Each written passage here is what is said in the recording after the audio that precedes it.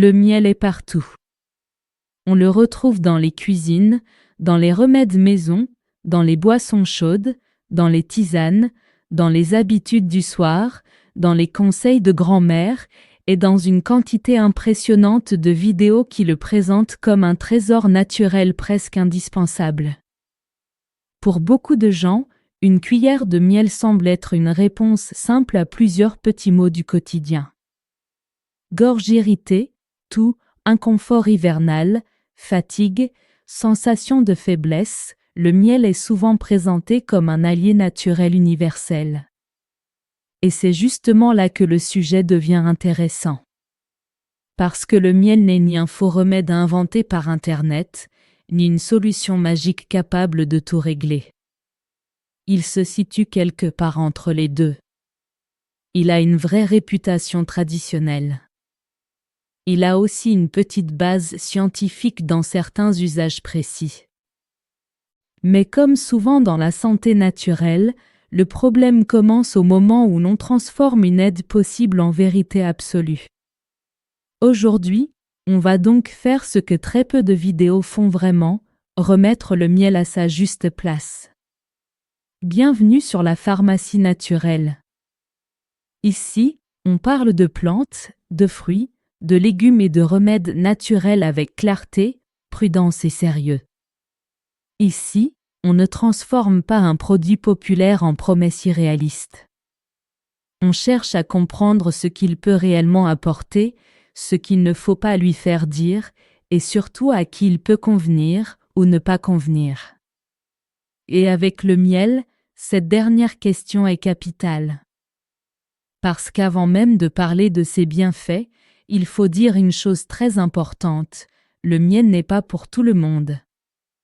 Commençons par ce que le miel peut réellement faire. Le Centre national de la santé complémentaire et intégrative, un organisme des Instituts nationaux de la santé des États-Unis, indique que des recherches suggèrent que le miel de sarrasin est supérieur à un placebo pour réduire la fréquence de la toux, diminuer son intensité et améliorer la qualité du sommeil chez des enfants ayant un rhume.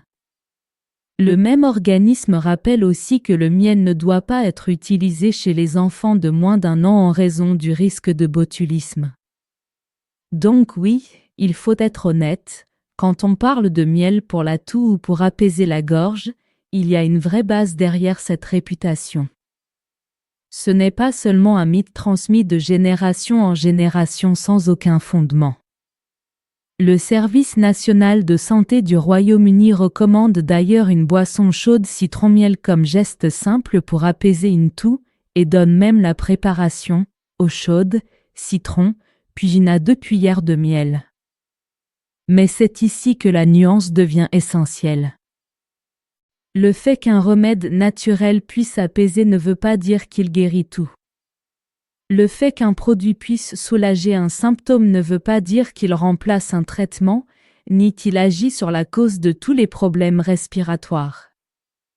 Le miel peut donc avoir une place réelle dans le confort, notamment en cas de toux légère ou d'irritation de la gorge, mais cela ne justifie pas de le présenter comme une solution universelle.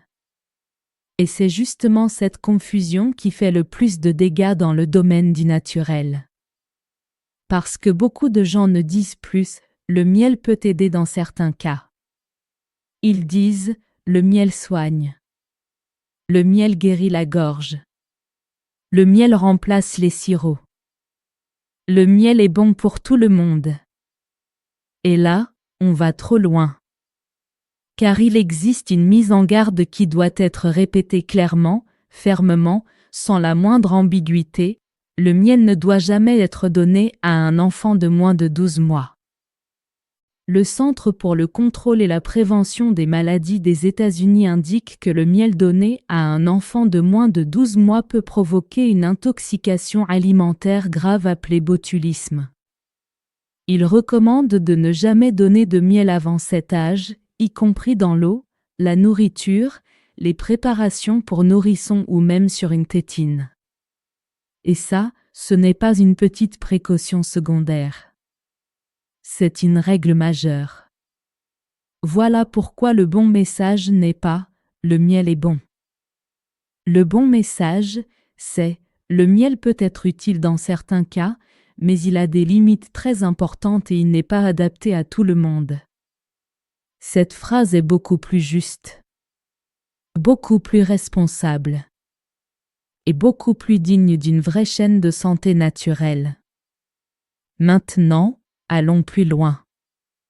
Pourquoi le miel est-il autant apprécié lorsqu'on est enrhumé ou lorsqu'on tousse? Parce qu'il donne une sensation immédiate de douceur. Il tapisse la gorge. Il rend les boissons chaudes plus agréables. Il peut apporter un soulagement subjectif rapide. Et parfois, ce soulagement simple compte énormément. Quand quelqu'un tousse la nuit, qu'il dort mal, qu'il a la gorge irritée, ce n'est pas toujours un grand traitement qu'il recherche. Parfois, il cherche juste quelque chose qui l'aide à passer une meilleure nuit. Et c'est précisément là que le miel peut trouver sa place. Le Service national de santé du Royaume-Uni place d'ailleurs le citron-miel parmi les gestes simples que l'on peut essayer à la maison pour une toux ou un refroidissement banal, tout en rappelant qu'il ne faut pas donner de boissons chaudes aux petits-enfants et qu'il ne faut pas donner de miel aux enfants de moins de 12 mois. Autrement dit, les sources sérieuses ne parlent pas du miel comme d'un remède spectaculaire. Elles le présentent plutôt comme une aide de confort, une mesure simple, raisonnable, traditionnelle, qui peut avoir un intérêt dans des situations ordinaires. Et cette différence est capitale. Une aide de confort, ce n'est pas la même chose qu'un remède miracle. Un apaisement, ce n'est pas une guérison universelle. Un geste utile, ce n'est pas une vérité absolue.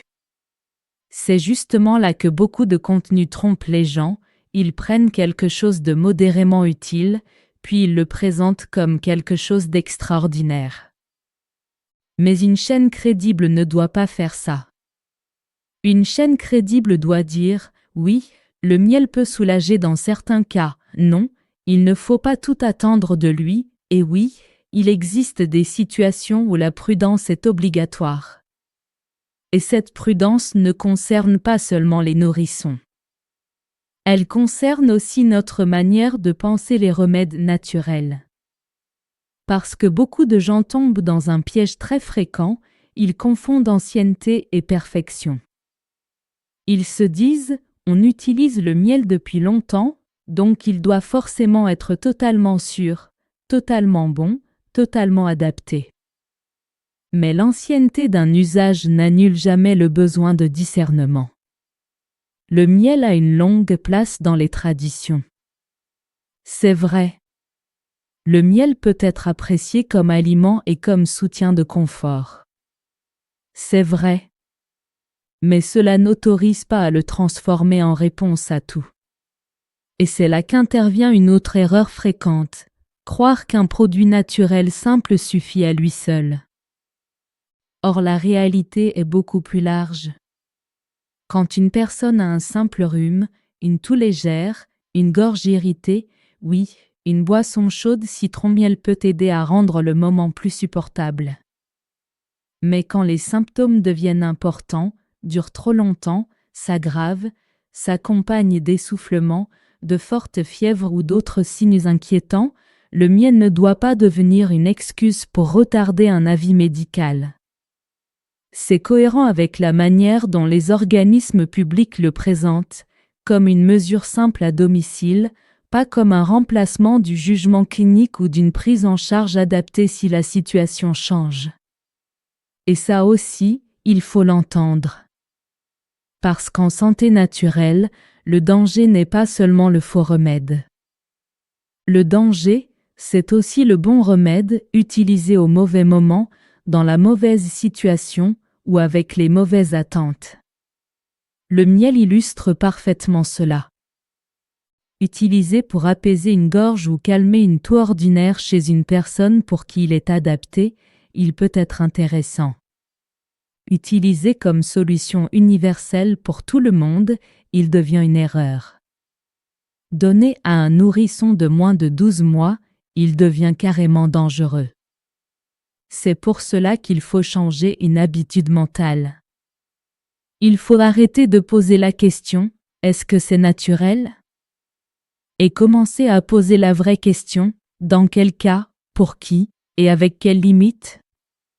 C'est cette manière de penser qui rend la santé naturelle intelligente. Parce que ce n'est pas le mot « naturel » qui protège. C'est la compréhension. Retiens bien cette phrase parce qu'elle résume toute la vidéo. Le miel peut apaiser, mais il n'est pas magique. Cette phrase remet tout à sa place. Elle rappelle que le miel n'est pas inutile. Elle rappelle qu'il ne faut pas le mépriser. Mais elle rappelle aussi qu'il ne faut jamais l'idolâtrer. Et ça, c'est très important pour toi, pour ton public et pour l'identité même de ta chaîne.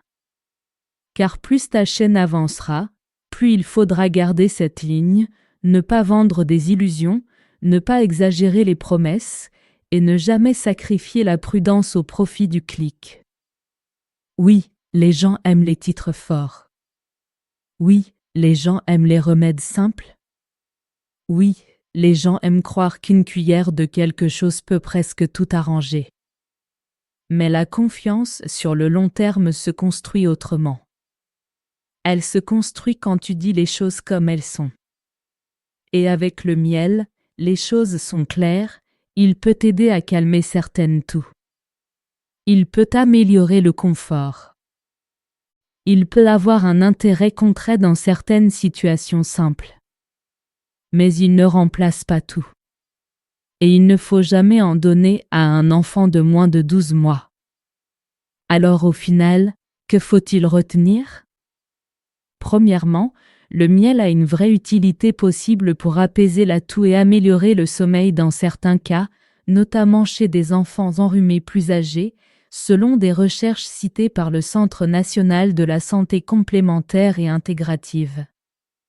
Deuxièmement, le Service national de santé du Royaume-Uni recommande aussi une boisson chaude citron-miel comme mesure simple à essayer à la maison pour calmer une toux. Troisièmement, le miel ne doit jamais être donné à un enfant de moins de 12 mois à cause du risque de botulisme infantile, comme le rappelle clairement le Centre pour le contrôle et la prévention des maladies des États-Unis et le Centre national de la santé complémentaire et intégrative. Quatrièmement, le bon usage du miel consiste à le voir comme un soutien possible dans certaines situations simples, et non comme un remède absolu pour toutes les personnes et tous les symptômes. Cette conclusion est une inférence prudente fondée sur la manière dont les sources officielles encadrent son usage. Et enfin, la plus grande erreur serait de croire que parce qu'un produit est naturel, ancien et populaire, il est forcément simple, inoffensif et adapté à tout le monde. Non. La vraie sagesse, c'est de comprendre avant d'adopter. Si cette vidéo t'a aidé à voir plus clair, abonne-toi à la pharmacie naturelle, active la cloche, et dis-moi en commentaire, toi, utilises-tu le miel surtout pour la gorge, pour la toux ou simplement pour le goût?